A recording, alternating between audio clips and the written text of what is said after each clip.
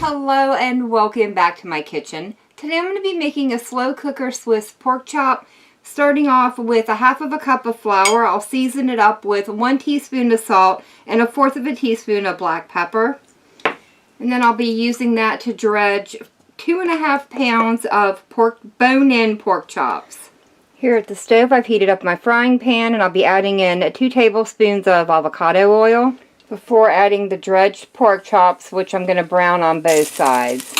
After browning for 5 minutes on each side, the pork chops are now ready to be transferred into the base of the slow cooker. Now that the pork chops have been added to the slow cooker base, I'll be adding in 2 tablespoons of Worcestershire sauce, 2 cloves of minced garlic, 1 cup of diced green pepper, 1 cup of diced onion, 8 ounces of mushrooms, 1.5 cups of beef broth, and a 28-ounce can of diced tomatoes. Once all the ingredients are in, it gets covered and now it cooks for 6 hours on low or about 4 hours on high.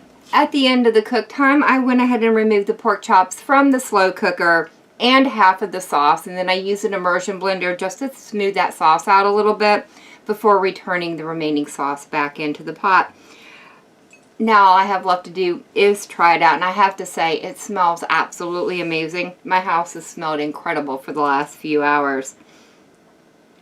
I am serving this over mashed potatoes. This goes equally as well over white rice or even egg noodles. The pork chop is incredibly tender. You barely need a knife to cut it, and it's really absorbed all the flavors from the sauce that was created while it was cooking. The vegetables are perfectly cooked. Overall, an absolutely fantastic dish and something I look forward to making again. But that is going to be it for me for the day. If you've enjoyed this video, leave me a comment down below. If you tried this recipe out, let me know how it turned out for you. And as always, thank you all so very much for joining me today. I've been Volker. I hope you guys have enjoyed, and I hope I see you in the next one.